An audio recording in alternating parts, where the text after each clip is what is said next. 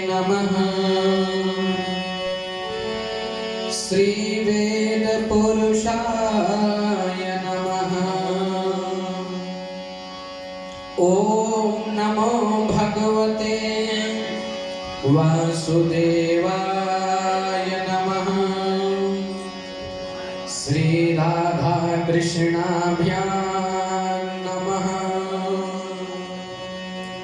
श्री भागवत महापुराणाय नमः। वर्णानामर्थ संघानां रसानां छन्दसामपि मंगलानां च कर्तारौ वन्दे वाणी विनायकौ।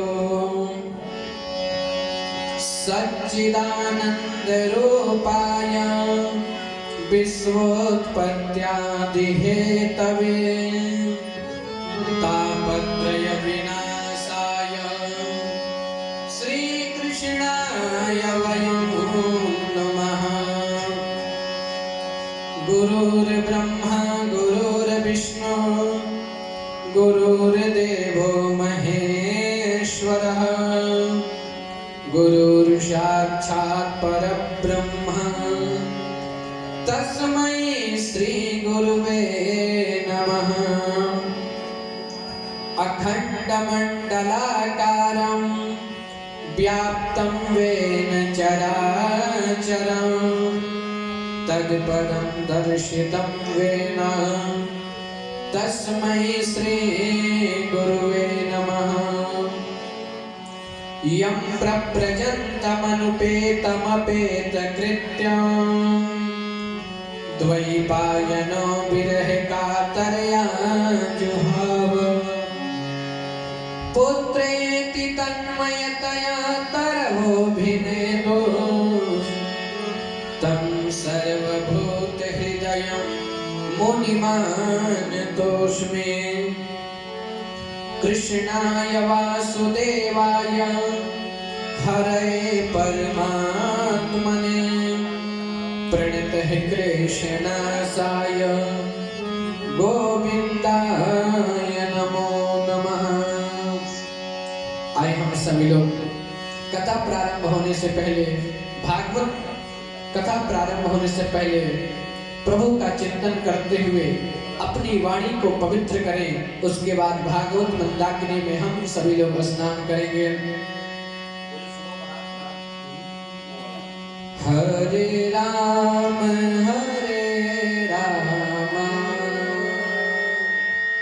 राम राम हरे हरे, हरे राम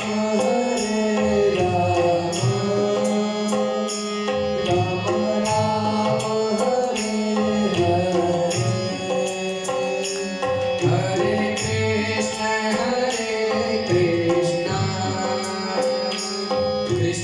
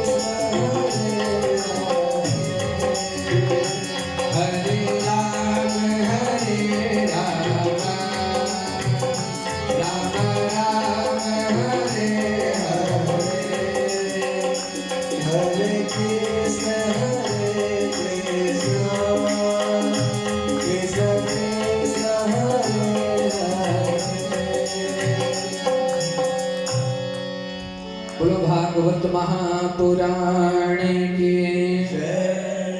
सद्गुरुदेव भगवान की हनुमान जी महाराज की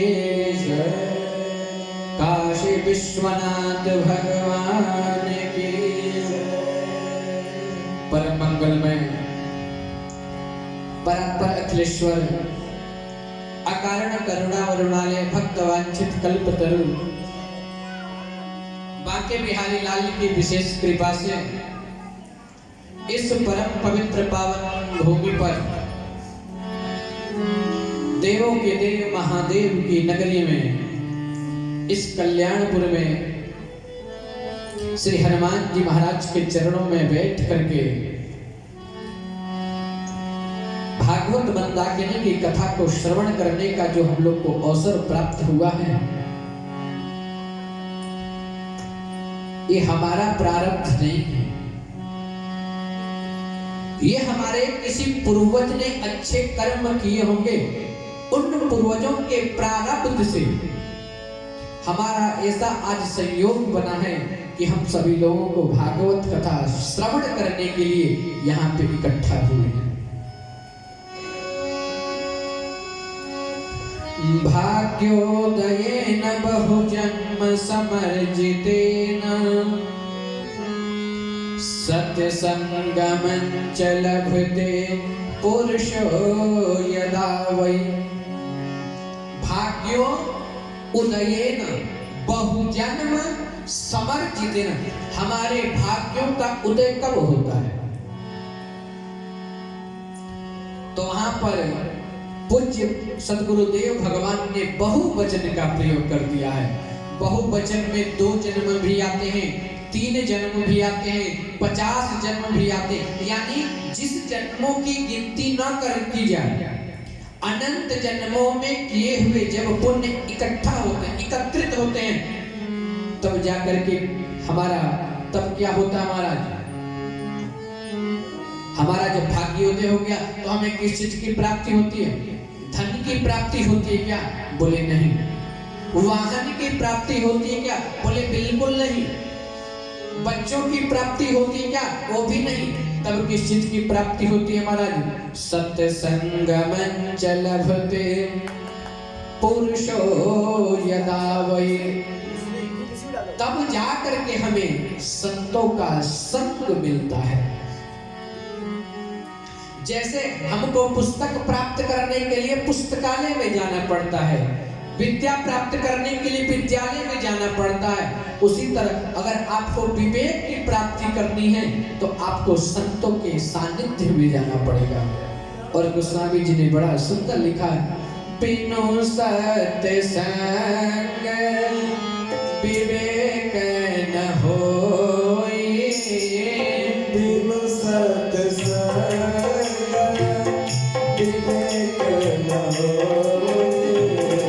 राम कृपा बिनु सुलभ न सोई।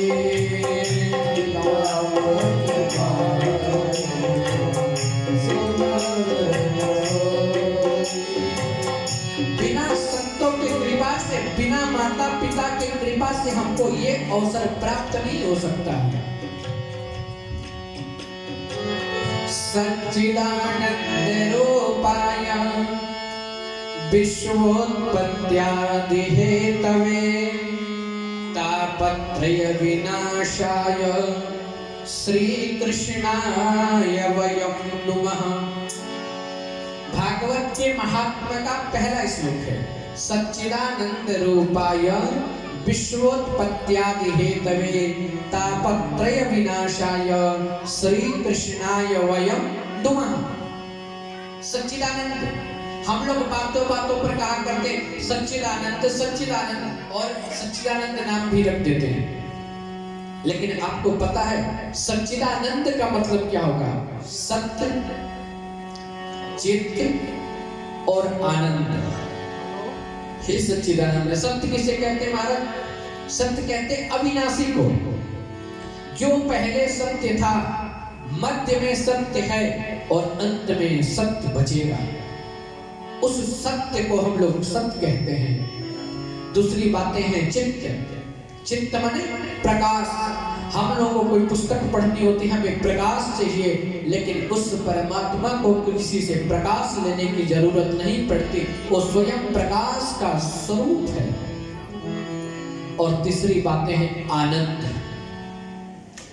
आनंद की परिभाषा शास्त्रों में कर दी गई है। आनंद क्या है?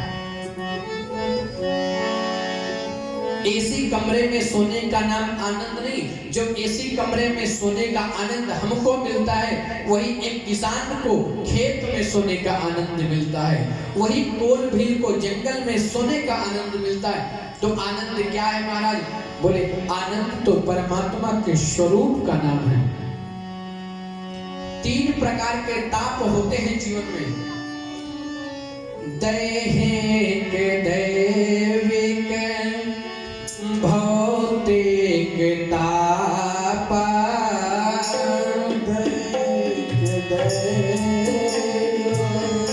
भौतिक ताप राम राज्य का हो नहीं व्याप, राम राज्य का हो नहीं व्याप। उमा दारू जो सिद्ध की नाई, उमा दारू जो सिद्ध की नाई, सब है नचावत राम गोसाई, सब है नचावत राम गोसाई। जैसे एक मदारी वाला सबको नचाता ना, उसी तरह भगवान हम लोगों को नचाता है। कहते देखें तुम कितना बड़ा खिलाड़ी है, लेकिन जिस दिन हम लोग जा करके भगवान के सामने हाथ जोड़ करके शरणागति कर लेते हैं ना, तब भगवान क्षमा भी कर देता है। अगर हम लोग जब तक अपने अंदर गुमान में रहते हैं, तो हम लोग 3 तरह से दुखी रहते हैं। पहला, कोई तन दुखी, कोई मन दुखी, कोई धन बिन रहते उदास, थोड़े थोड़े सब दुखी, सुखी राम के दास। कोई तन से दुखी है, भगवान ने खूब उसको दे दिया है, लेकिन शरीर में इतना रोग है, उसको बोल दो महाराज थोड़ा सा पूरी खा लो, तो बोले महाराज अगर थोड़ा घी भी खा लूंगा ना तो ब्लड प्रेशर हाई हो जाएगा। खूब पैसा है, लेकिन अशांति है, शरीर में रोग है। कोई तन दुखी, कोई मन दुखी। बड़ी बड़ी कंपनियां चलती हैं, तो कभी बेटा नहीं सुनता, तो कभी बेटी नहीं सुनती। कोई मन से दुखी है, कोई धन बिन रहते उदास। बेचारा दिन भर मजदूरी करता है, मजदूरी करके जो उसे प्राप्त होते हैं 500-600 रुपए, उसमें कमरे का किराया देना, बच्चों को पढ़ाना लिखाना खर्चा करके वो खत्म कर देता है। इस संसार में कौन सुखी है? सभी लोग इकट्ठा होकर के गए कबीरदास जी महाराज के पास। बोले महाराज आपने तो बहुत प्रसन्न रहते, क्या बात है? इस संसार में सबसे बड़ा सुखी कौन है, आप बताओ ना। कबीरदास जी बोले अगर मेरा पर्सनल अनुभव मानोगे तो इस संसार में कोई सुखी नहीं है। कबीरा सब जग निर्धना, सब निर्धन है। कोई बेटा के लिए निर्धन है, कोई धन के लिए निर्धन है, कोई खेत के लिए निर्धन है, कोई पत्नी के लिए निर्धन है, तो कोई विद्या के लिए निर्धन है, तो कोई किसी न किसी कारण के लिए कोई परेशान है। कबीरा सब जग निर्धना, धनवंता नहीं कोई, धनवंता सोई जानिए, धनवंता उसी को जानिए, जागो राम नाम धन हो। इस संसार में तो वही सुखी है जिसके पास मेरे राम कृष्ण के नाम का धन है। अगर कोई व्यक्ति जीवन में खूब दुखी हो, अगर जो व्यक्ति अपने जीवन में हरे राम राम राम हरे हरे, हरे कृष्ण कृष्ण कृष्ण हरे हरे, इस मंत्र का 1.25 करोड़ जप कर लेता है, उसको जीवन में मास्टर साहब कभी हॉस्पिटल जाने की जरूरत नहीं पड़ती है। जो व्यक्ति अपने जीवन में 2.25 करोड़ राम नाम मंत्र का जप कर लेता है, उसको कहीं बाहर जाने की जरूरत नहीं पड़ती, उसके घर में लक्ष्मी स्वयं कुंडली मार के बैठ जाती है।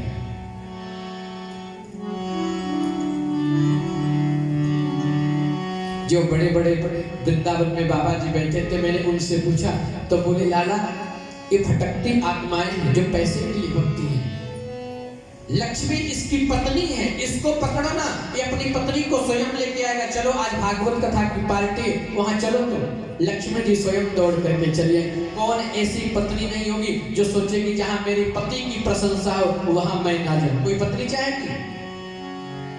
तो लक्ष्मी तो इसकी दासी है, जहां मेरा कन्हैया रहता है वहां लक्ष्मी स्वयं विराजमान हो जाती है। अगर किसी व्यक्ति से बोल दो ना कि इस संसार में वही सुखी जिसके पास राम नाम का धन है, बोलो भैया भजन कर लो ना, बोलेंगे बहुत समय भजन करेंगे, बहुत समय भजन कर लें। एक संत एक सेठ जी के यहाँ गए, बोले सेठ जी भजन कर लो।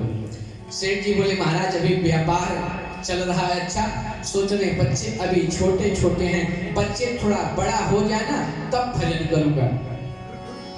धीरे धीरे सेठ जी का बच्चा बड़ा हो गया, फिर संत आए, और जब संत आए तो आकर के बोले सेठ जी महाराज आपके तो बच्चे बड़े हो गए, शादी विवाह हो गया, आप तो भजन कर लो। बोले शादी विवाह तो हो गया लेकिन नाती पोते ज्यादा परेशान करते हैं, मैं सोच रहा हूँ थोड़ा नाती पोते बड़े हो जाए तब भजन करूंगा। नाती पोतों का विवाह हो गया, संत आए, बोले सेठ जी महाराज अब तो भजन कर लो। बोले महाराज अभी कहाँ, मैं सोच रहा हूँ थोड़ा छोटे छोटे जो ब्याज है ना, इन ब्याजों के भी दर्शन कर लूं, इनको भी खिला लूं। संत बोल करके चले गए। जब कुछ वर्षों बाद संत गंगा की परिक्रमा कर रहे थे, तो जब वहां पहुंचे ना तो जाकर के क्या देखते गए, तो बोले भैया वो जो सेठ जी थे वो सेठ जी कहाँ हैं? बोले वो सेठ जी तो मर गए। बोले मर गए? संत भगवान ने अपनी दिव्य दृष्टि से देखा तो वो संत वहीं पे अपने घर पे ही बैल के रूप में पैदा हुए थे, और उनके बेटे क्या करते थे, उस बैल को खेत में जोतते थे। जब बैल नहीं चलता था उसको डंडा मारते थे। जब वो बैल का शरीर वृद्धावस्था को हुआ, जब बैल चलने लायक नहीं रहा, खेत में जोतने लायक नहीं रहा, कोल्हू चलने के योग्य नहीं बचा, तो उस बैल को उसके बेटे ने कसाई को बेच दिया। बैल बने हल में जुते, ले तेली के घेर,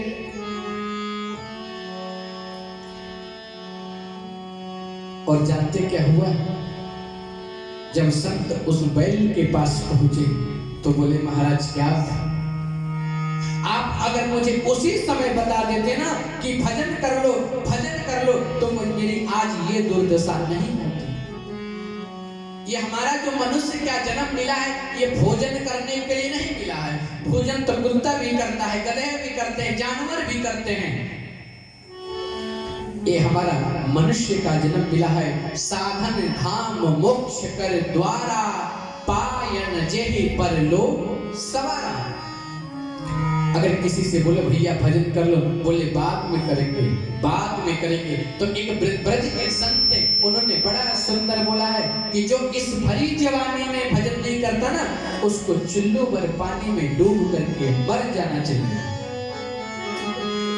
देखिए ब्रज के संतों ने अपना कितना सुंदर भाव दिया है। आए हम सभी लोग भजन के माध्यम से सुनते हैं। नारायण